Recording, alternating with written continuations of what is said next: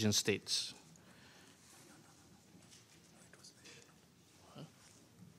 I now give the floor to His Excellency Kyoto Suchi, Parliamentary Vice Minister for Foreign Affairs of Japan.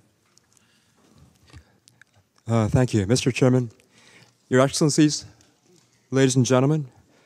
First of all, I'd like to express my sincere congratulations to Ambassador Dr. Saeed on your assumption of the chair of the third Preparatory Committee for the 2020 NPT Review Conference. My delegation will spare no effort to support your work.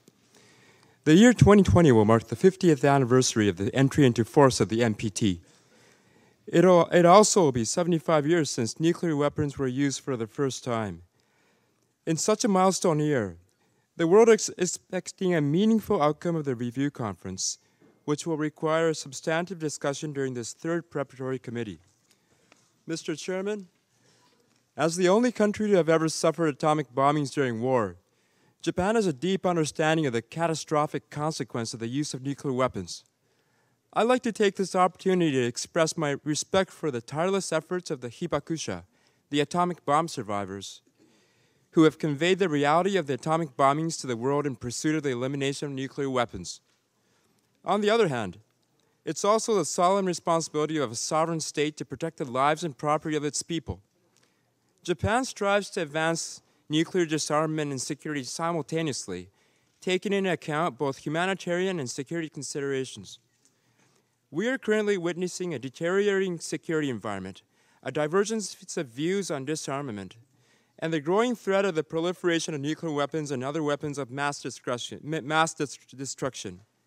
Against this backdrop, we must reassume realistic measures with the cooperation of both nuclear weapon states and non-nuclear weapon states. The NPT is the cornerstone of international nuclear disarmament and the non-proliferation regime, enabling realistic and practical measures to be taken to advance its objectives. Its significant contribution in maintaining international peace and security is widely accepted by the international community. Therefore, the treaty must be maintained and strengthened. In particular, commitments made by the states parties must be preserved and fulfilled. Japan stands ready to contribute to finding common ground and seeking concrete measures where all state parties can work together while taking into account the complex international security environment. Mr. Chairman, in 2017, Japan established a group of eminent persons for substantive advancements of nuclear disarmament, which consists of distinguished international experts from both nuclear weapon states and non-nuclear weapon states. Building upon its recommendations presented last year, the group recently produced their Kyoto appeal for the international community, calling for efforts towards the 2020 review conference. I expect this appeal to serve as a useful reference for advancing nuclear disarmament. The Kyoto appeal emphasizes that rebuilding civility and respect in discourse and restoring practices of cooperation on nuclear arms control and threat reduction are required as a solid foundation for a more stable, safe, and prosperous world.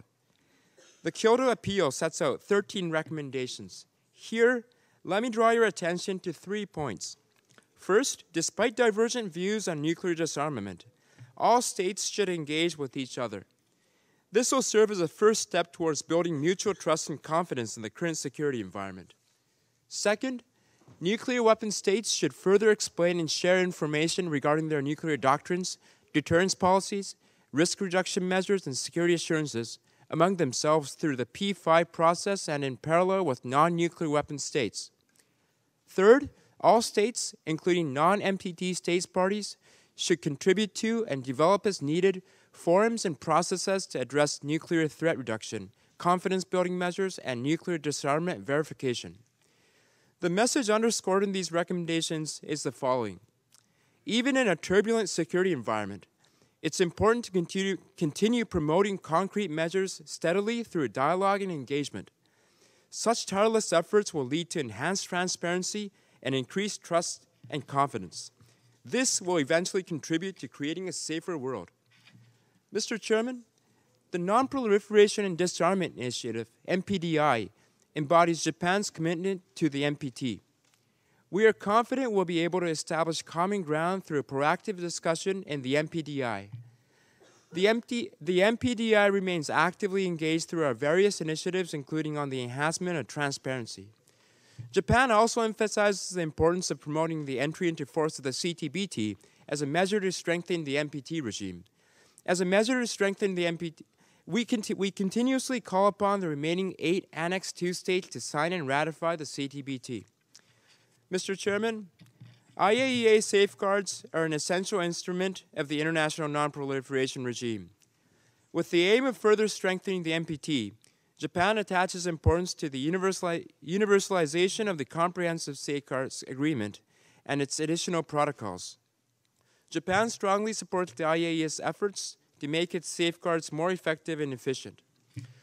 With regards to North Korea, Japan reaffirms its strong commitment to working with the international community in order to achieve complete, verifiable, and irreversible dismantlement of all North Korea's weapons of mass destruction and ballistic missiles of all ranges, as well as related programs and facilities in accordance with relevant UN Security Council resolutions.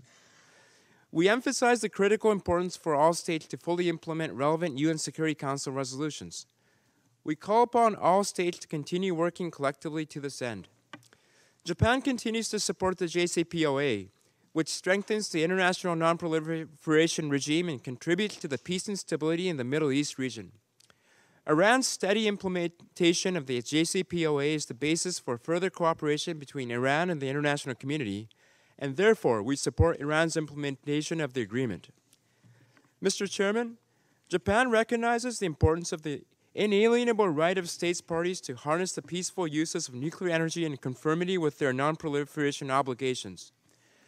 Japan has strongly supported the IAEA's initiatives, notably Atoms for Peace and Development, for instance, by making contributions to the Peaceful Uses Initiative and by co-chairing the IAEA Ministerial Conference on Nuclear Science and Technology held last November.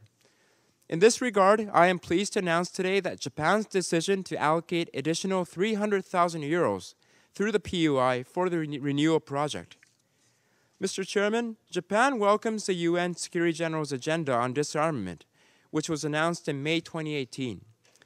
The agenda states that young people can be a tremendous force for change in the world. As one of Japan's youngest politicians, I feel compelled to further strengthen partnerships with civil society, raise awareness, and promote disarmament and non-proliferation education, especially among youth. Through this education, upcoming generations can deepen their understanding of the security concerns and the risks associated with nuclear weapons detonations while applying critical thinking. We believe in the dynamism and energy of civil society and the younger generation. In concluding, I'd like to reiterate the importance of this third preparatory committee and call on the international community to continue meaningful work towards the 2020 review conference. Together, let us ensure this treaty will continue to play a significant role in the next 50 years and beyond. Thank you, Mr. Chairman.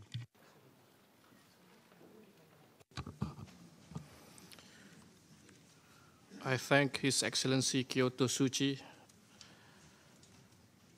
Parliamentary Vice Minister for Foreign Affairs of Japan, for his statement and the kind words addressed to the Chair. I now give the floor to His Excellency Yerzhan Ashikbayev, speaking on behalf of Kazakhstan on national capacity. Thank you, Mr. Chair. Excellencies, distinguished delegates, this year marks the 25th anniversary